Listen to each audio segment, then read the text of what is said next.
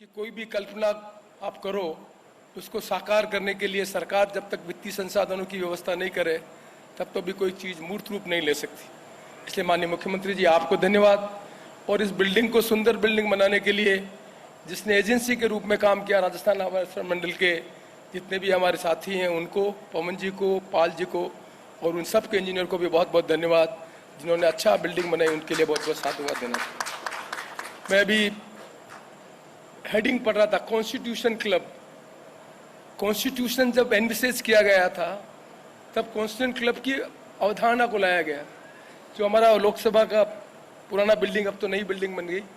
वहाँ पर कॉन्स्टिट्यूशन बनाने वाले देश के अलग अलग जो लोग हैं वो आकर संविधान सभा में भाग लेते थे। उन संविधान सभा में भाग लेने वाले सदस्यों के लिए क्लब की कल्पना की होगी आज़ादी के पहले। उस बिल्डिंग को क्लब के रूप में यूज करने का काम किया गया। संविधान सभा बनाने में, संविधान बनाने वाले जितने भी हमारे देश के जो आज़ादी की लड़ाई में भाग लेने वाले जो लोग थे, उनने क्लब का उपयोग, मैं नहीं समझता कि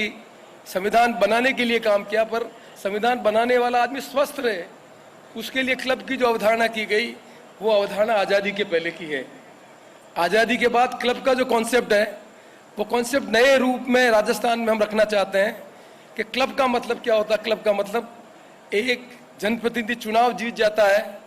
तब वो विधानसभा का सदस्य बन जाता है। विधानसभा का सदस्य बनने के बाद जब वो चुनाव नहीं जीत पाता है तब वो एक्स एमएलए कहलाता है। जीतने वाले आद व्यक्ति के लिए माननीय मुख्यमंत्री जी आपने अच्छे निवास की व्यवस्था की, विधानसभा की अच्छी बिल्डिंग है,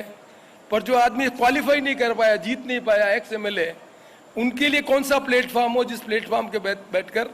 वो अपने अनुभवों का साझा कर सके या उनके साथ जो साथी जीत कर आए हैं उनके साथ बैठकर चर्चा कर सकें। उस अवधारणा को साकार करने के लिए आपने ये जो कॉन्स्टिट्यूशन क्लब बनाया है, मैं समझता हूँ कि जो क्वालिफाई नहीं कर पाए, जीत नहीं पाए, जो एक्स एमएलए के रूप में जयपुर में आए, विधानसभा की कार्रवाई में जो उनके जीते हुए साथी उनको अनुभवों को देखें और अपने अनुभवों का साझा करने का जो एक जगह है, मैं समझता हूँ कि क्लब की अवधारणा उस दृष्टि से देखी जानी चाहिए। क्लब की अवधारणा इस दृष्टि से भी देखी जानी चाहिए कि आज़ादी के बाद हम राजस्थान का निर्माण करने की जो कल्पना कर रहे हैं उसके लिए चुनी हुई सरकारें अपने उत्तरदायित्व का निर्माण करती है और विधानसभा में नियम पॉलिसी जो बनाकर हम राजस्थान की अवधारणा को साकार करने का काम करते हैं। पर जिन चीज़ों की हम कल्पना नहीं कर रहे हैं उन बिंदुओं की चर्चा करने का कोई प्लेटफॉर्म नहीं है। मैं नहीं समझता कि आज़ादी के समय में किसी ने कल्पना की होगी कि आईटी भी आएगी और आईटी के माध्यम से जो परिवर्तन हो रहा है उस परिवर्तन को अभी हम जनता के बीच में पर्कुलेट ही नहीं कर पा रहे हैं। हम आईटी के माध्यम से गवर्नेंस करना चाहते हैं, आईटी के माध्यम से, पोर्टल के माध्यम से हम सिटीजन्स को एम्पावर करना चाहते हैं और हम जो चुने हुए प्रतिनिधि हैं वो चुने हुए प्रतिनिधि आईटी के कारण जो सिटीजन एम्पावर हो रहा है उसकी अपेक्षाओं को साकार करने के लिए अपने आप को इक्विप नहीं करेंगे तो मैं समझता हूं कि हम अपनी भूमिका का निर्वहन नहीं करेंगे। और निर्वहन करने के लिए विधानसभा की जो बार बार मैं कहता हूं कि विधानसभा की कार्रवाई 25 दिन चलती है। ऑन एन एवरेज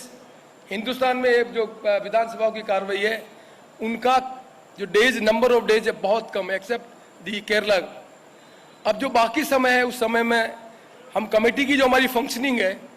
उस कमेटी की फंक्शनिंग को इम्प्रूव करने के लिए मैं समझता हूं कि ये क्लब एक ऐसी जगह बननी चाहिए जहां पर हम सब्जेक्ट के एक्सपर्ट को बुला सकें, अपने नॉलेज को एनरिच कर सकें और कमिटीज के माध्यम से हम कैसे उन सरकार की नीतियों को प्रभावित कर सकें, ये काम करना बहुत जरूरी है। कमेटियों का जब इनिशिएट किया गया था तो मोटे तौर पर